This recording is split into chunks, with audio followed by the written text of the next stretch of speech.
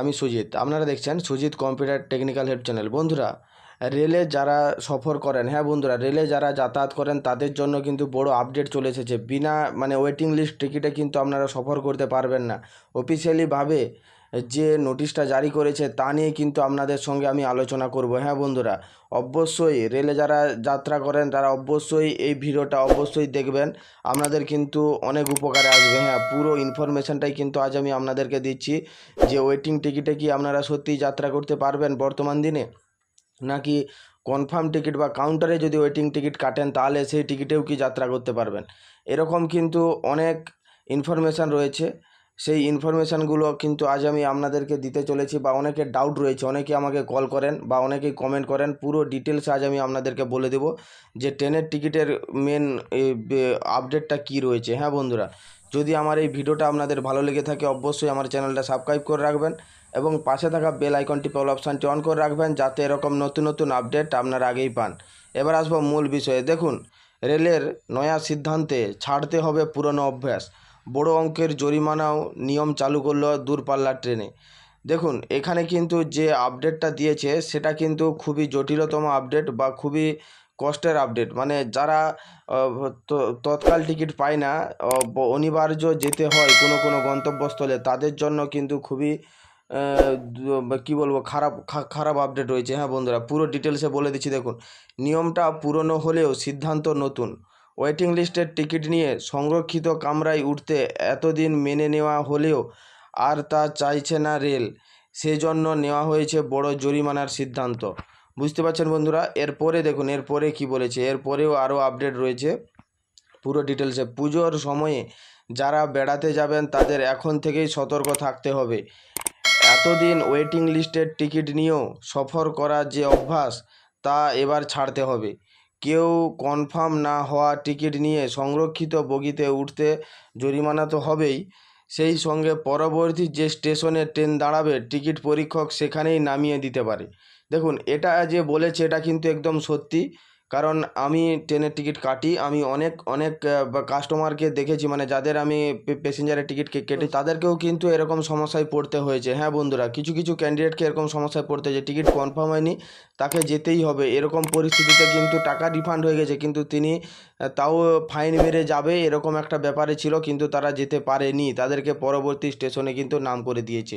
হ্যাঁ বন্ধুরা, তাই আমি বলবো এই যে ইনফরমেশানটা দিয়েছে এটা একদম সত্যি। আনন্দবাজার পত্রিকা থেকে কিন্তু ইনফরমেশানটা আমি পেয়েছি, তাই আমি আপনাদের সাথে শেয়ার করে দিচ্ছি। তারপরে কি বলেছে দেখুন, দূরপাল্লা ট্রেনের টিকিট দুভাবে কাটা হয়, অনলাইন ছাড়াও এখনও কাউন্টার থেকে টিকিট কাটেন অনেকে। অনলাইনের টিকিট যদি কনফার্ম না হয় তবে সংশ্লিষ্ট ট্রেনের যাত্রী তালিকা তৈরি হয়ে গেলেই বাতিল হয়ে যায়। নির্দিষ্ট সময়ের মধ্যে টিকিট বাতিল বাবদ যে টাকা প্রাপ্য তা গ্রাহকদের ফিরিয়ে দেওয়া হয়, কিন্তু টিকিট কাউন্টারে টিকিট কাটলে তা গ্রাহকদের নিজে গিয়ে বাতিল করতে হয়। ফলে অনেকেই ট্রেনের ওই টিকিট নিয়ে উঠে পড়েন। স্লিপার বা বাতানুকূল বগিতে এই উঠে পড়া যাত্রীদের জন্যই নিয়মের কড়াকড়ি করল রেল। দেখুন, এই যে আপডেটটা রয়েছে এই আপডেটটা কিন্তু এই জন্যেই দিচ্ছি আমি আপনাদেরকে, যারা প্রতিনিয়ত সফর করেন তাদেরকে কিন্তু অবশ্যই এই কথাগুলো মাথায় রাখতে হবে। যদি আপনার কাউন্টার থেকে টিকিট কাটেন অবশ্যই ট্রেন ছাড়ার 3-4 ঘন্টা আগে গিয়ে কিন্তু আপনারা অবশ্যই টিকিটটা ক্যান্সেল করবেন, নাহলে কিন্তু আপনার সমস্যা হয়ে যাবে। হ্যাঁ বন্ধুরা, নাহলে কিন্তু আপনাদের সমস্যা হয়ে যাবে, ওই টিকিটের টাকা কিন্তু আর রিফান্ড পাবেন না। আর অনলাইনে কাটলে কিন্তু যদি আপনার চার্ট প্রিপেয়ার্ড হয়ে যায় তাহলে কিন্তু আপনি অটোমেটিক টিকিটটা ক্যান্সেল হয়ে টাকা কিন্তু অটোমেটিক চলে আসবে, যেখান থেকে টিকিট কাটছিলেন সেখান থেকে কিন্তু টাকা আপনি পেয়ে যাবেন। তারপরে দেখুন কি বলেছে, রেল সূত্রে জানা গিয়েছে ব্রিটিশ আমল থেকে কনফার্ম না হওয়া টিকিট নিয়ে ট্রেনে ওঠা যায় না, কিন্তু এতদিন তা যাত্রীদের কথায় তা নিয়ে কড়াকড়ি ছিল না। টিকিট পরীক্ষক ওয়েটিং লিস্টের যাত্রীদের দিনের বেলা সংরক্ষিত বগিতে সফর করতে দিতেন। এ নিয়ে কনফার্ম টিকিট যাত্রীদের আপত্তি অনেক দিনের। তবে সম্প্রতি রেলের কাছে অনেক অভিযোগ জমা পড়ে। অভিযোগ করা হয় ট্রেনের সফরের শান্তি বিঘ্নিত হচ্ছে। অনেক সময়ে নির্দিষ্ট আসন দখল করে রাখেন ওয়েটিং লিস্টে থাকা যাত্রীরা। এরপরেই ঠিক হয়েছে এখন আর ওয়েটিং লিস্টের টিকিট নিয়ে সংরক্ষিত কামরায় সফর করতে দেওয়া হবে না। ধরা পড়লে তারপরে যে স্টেশন ট্রেন থামবে টিকিট পরীক্ষক সেখানেই নামিয়ে দেবে। সঙ্গে দিতে হবে 400 টাকা পর্যন্ত জরিমানা। সাধারণ বগিতে 250 টাকা এবং বাতানুকূল বগিতে 400 টাকা। এই সঙ্গে ওই যাত্রী যেটুকু পথ সফর করেছেন তার ভাড়াও নেবেন টিকিট পরীক্ষক। দেখুন এখানে কিন্তু একটা কথা উল্লেখ করে দিয়েছে ভালোভাবেই, যে এখানে যে জরিমানাটা বলেছে 400 টাকা। মানে আপনি যদি ওয়েটিং লিস্ট টিকিটে সফর করেন 400 টাকা জরিমানা দিতে হবে এবং তার সঙ্গে যতটা পথ আপনি অতিক্রম করেছেন তার টাকা কিন্তু আপনাদেরকে দিতে হবে। এখানে কিন্তু বলেই দিয়েছে জরিমানা যেটা সাধারণ বগিতে 250 টাকা এবং যেটা আপনার যেটা বলি আপনাদের রিজার্ভেশন বগিতে কিন্তু 400 টাকা। হ্যাঁ, মানে যেটা স্লিপার বগিতে কিন্তু আপনাদেরকে 400 টাকা করে কিন্তু আপনাদের নেবে।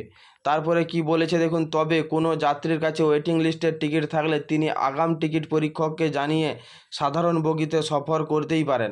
দেখুন এখানে কিন্তু একটা বড় কথা উল্লেখ করে দিয়েছে। দেখুন যদি আপনার ওয়েটিং লিস্টের টিকিট থাকে তাহলে কিন্তু আপনি সাধারণ বগিতে কিন্তু আপনি যেতে পারেন, কিন্তু আপনি ই বগিতে মানে যেটা ওয়েটিং লিস্ট বগি বা রিজার্ভেশন বগি তার মধ্যে কিন্তু আপনি যেতে পারবেন না। হ্যাঁ বন্ধুরা, যে মানে জেনারেল বগিতে কিন্তু আপনি যেতে পারবেন, এটা কিন্তু উল্লেখ করে দিয়েছে। তবে সেক্ষেত্রে টিকিট বাতিল করে তা আর অর্থ পাবেন না রেলের থেকে। হ্যাঁ বন্ধুরা, টিকিট যদি বাতিল করেন তাহলে কিন্তু আর অর্থ পাবেন না।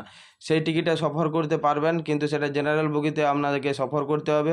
টিকিট বাতিল করলে কিন্তু তার টাকা আর পাবেন না, এটা কিন্তু এখানে সাফ সাফ জানিয়ে দিয়েছে। বুঝতে পারছেন বন্ধুরা, এখানে কিন্তু আমি এই জন্যে আপডেটটা আপনাদেরকে দিলাম যাতে আপনারা অনায়াসেই বুঝতে পারেন যে নতুন নিয়মগুলি যে লাগু হয়েছে তাতে আপনাদের কতটা অসুবিধা হতে পারে, তা নিয়ে কিন্তু বিস্তারিত আজ আমি আপনাদেরকে জানিয়ে দিলাম। যদি আমার এই আপডেটটা আপনাদের ভালো লেগে থাকে অবশ্যই আমার চ্যানেলটা সাবস্ক্রাইব করে রাখবেন এবং পাশে থাকা বেল আইকনটি অল অপশানটি অন করে রাখবেন যাতে এরকম নতুন নতুন আপডেট আপনারা আগেই পান। থ্যাংক ইউ বন্ধুরা, ধন্যবাদ।